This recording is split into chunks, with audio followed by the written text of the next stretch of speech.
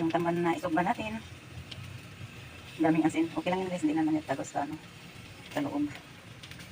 Hindi ko na yan kinaliskisan.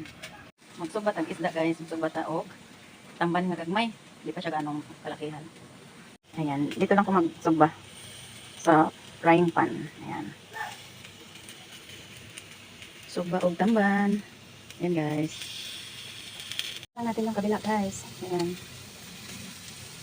Malamig sa among sutan. Ano natin ang first batch.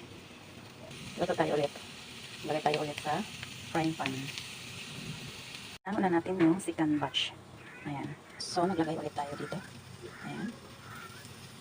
Ready na ang ulam natin. Ayan guys. Hahanguin ko na po yan. Luto na po ang lahat. Ayan. Tapos na tayo magluto. Hahanguin ko na yung last batch. Ayan. Ito na yan. Hahanguin ko na yan guys. Tapos ito na yung naluto natin lahat. Ayan.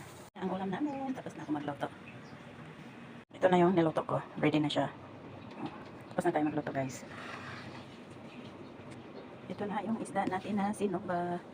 Ayan guys. Sarap ang sausawan nito. Tuyog calamansi, sibuyas, and kamatis. Yan yung masarap sausawan yan. Food sa secretary namin. Ayan. Simpleng tanghalian niya. Ayan yung inihaw na tamban. Gulay. Ayan may sausawan. Ayan yung kanyang tanghalian. Simpleng tanghalian lang kami guys. Ito tayo ng longganisa. Request ko sa kakain guys. Fried egg. Yan yung gusto daw niyang kainin. Longganisa at saka fried egg and sinigang na lechon. Luto na yung ating longganisa. Ayan guys. So dito magluluto tayo ng pusit. Ayan. Luto tayo ng pusit. Dried pusit. Painitin tayo ng sinigang na lechon. Lechon na sinigang. Yung lechon, double dead na ni. Lechon na nga. Sinigang pa.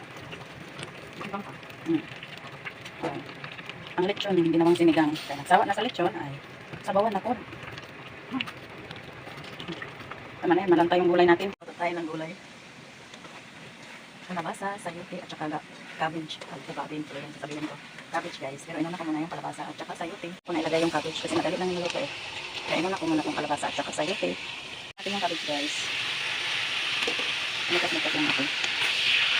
So diba, buwatan natin man yung ang gulay natin. Ready na ang gulay natin guys. So handa na ang gulay natin. Ito na siya. Yung gulay natin. Ito na. Ayan. Ready na ang ating gulay. Oh, ayan. Kaya na. Handa na ang gulay natin. Ito na yun siya guys. Ready na ang gulay.